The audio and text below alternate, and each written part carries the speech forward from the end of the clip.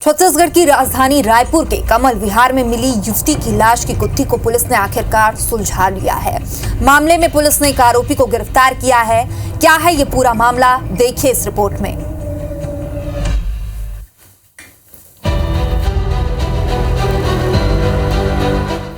चौदह जनवरी को कमल विहार के सेक्टर 8 में झाड़ियों के बीच कंबल से लिपटी एक लाश मिली थी। ये लाश थी एक युवती की।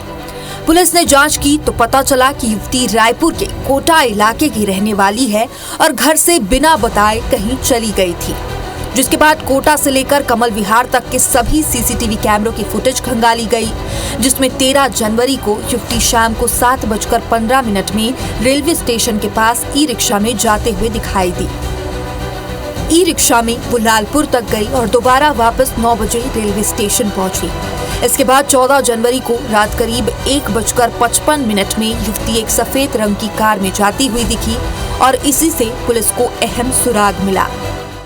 इसकी जो पहचान हुई कोटा निवासी के रूप में हुई और उसमें आगे जब पता किया गया तो उसके घर वालों को भी उसके घर से बाहर जाने की स्पष्ट जानकारी नहीं थी।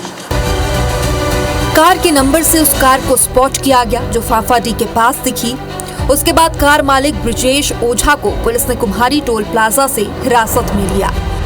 कड़ी पूछताछ में उसने कबूल किया कि उसी ने युवती की हत्या की है। आरोपी ने पूछताछ में बताया कि वो मध्य प्रदेश के अमलाई का रहने वाला है और इंजीनियरिंग करने के बाद रायपुर में ड्राइवरी का काम करता है। मृतका उसकी पहचान की थी, जिसे उसने स्टेशन से अपने साथ बैठाया था और उसे टिकरापारा ले जाकर उसके साथ शारीरिक संबंध बनाया।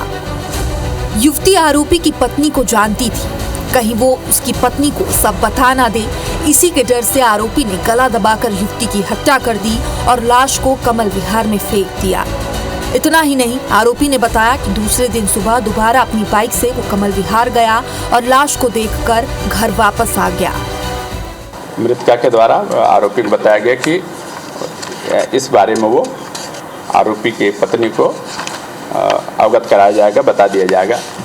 तो इसी कारण से विवाद और बढ़ा और आरोपी ब्रिजेश ओझा के द्वारा झूमाझटकी करते हुए उसके गले दबा करके हत्या कर दिया गया। फेंकने के बाद पुनः दूसरे दिन जाकर के फिर से एक बार घटनास्थल के आसपास को उसके द्वारा सर्च किया गया, देखा गया है कि क्या स्थिति है करके। इस हत्याकांड का खुलासा करने के लिए क्राइम ब्रांच की 10 टीमें लगाई गई थी। पूरे शहर को 5 सेक्टर में से बांटकर करीब 7000 सीसीटीवी कैमरों की फुटेज खंगाली गई, तब पुलिस आरोपी तक पहुंच पाई।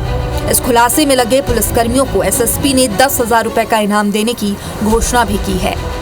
तहसीन जैदी की रिपोर्ट, IBC 24 रायपुर।